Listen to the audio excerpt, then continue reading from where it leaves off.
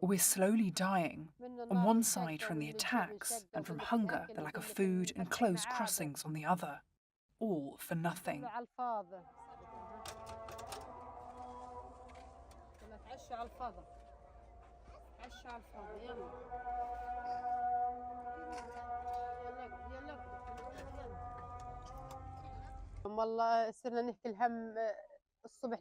I swear we wake up every morning filled with worry.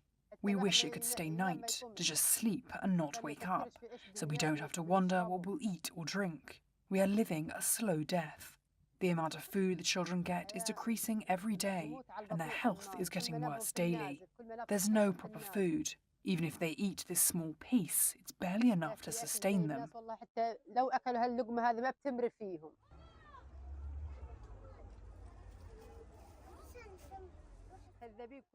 They're all liars. They're lying to the people. The United States is standing with Israel against us. They are all united against us.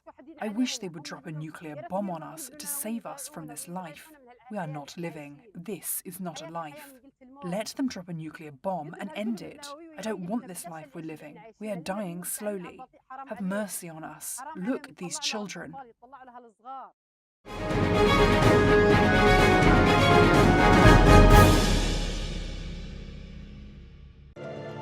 One of the most sacred places in Catholicism is getting in on the AI boom.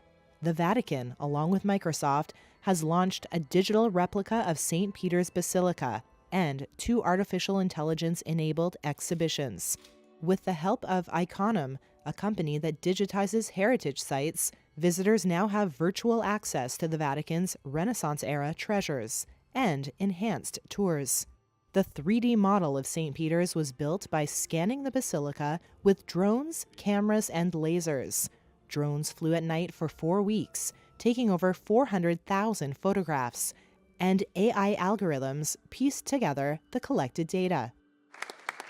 The project was presented to Pope Francis, who has repeatedly warned AI must only be used in an ethical way to benefit humanity. The correct and constructive use of AI's potential, which is certainly useful but ambivalent, depends on us. We must therefore govern the technique, remembering that its products are good not only when they work well, but first and foremost when they help us to grow. That is the purpose. The digitization of St. Peter's was unveiled ahead of the Catholic Church's Jubilee celebrations in 2025, which come around every quarter century.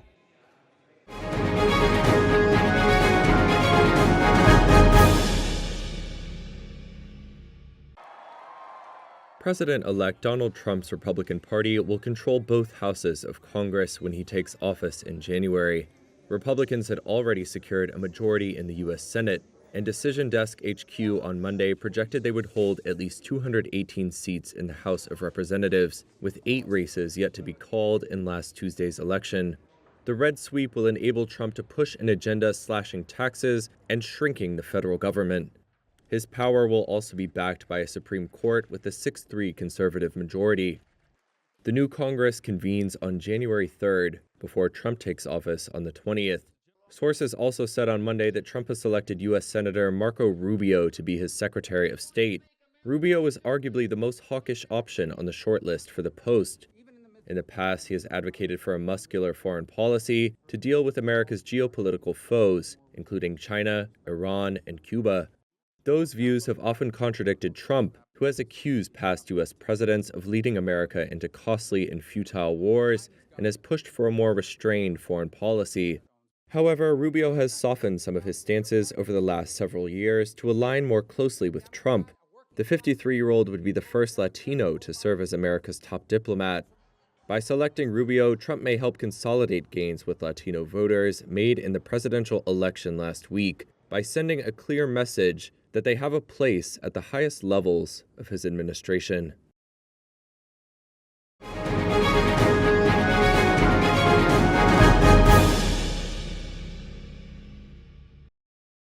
Amazon has a vision for speedier deliveries, and it looks something like this. Smart eyeglasses for delivery drivers that would provide turn-by-turn navigation on a small embedded screen, meant to shave valuable seconds off of each delivery.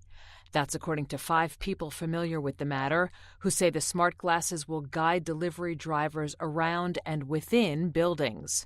Known by the internal codename Amelia, the smart glasses, which are still in development, are intended to look similar to Amazon's Echo frames for consumers and would rely on a small display on one of the lenses, freeing up drivers from having to use handheld GPS devices.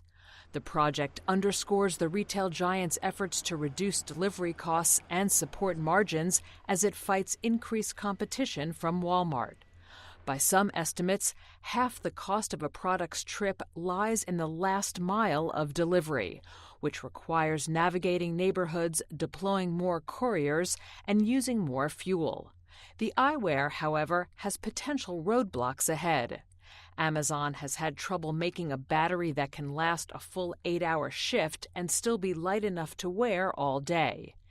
That's if Amazon can even convince its thousands of drivers to wear the glasses, which may be distracting, unsightly, or potentially interfere with prescription eyewear.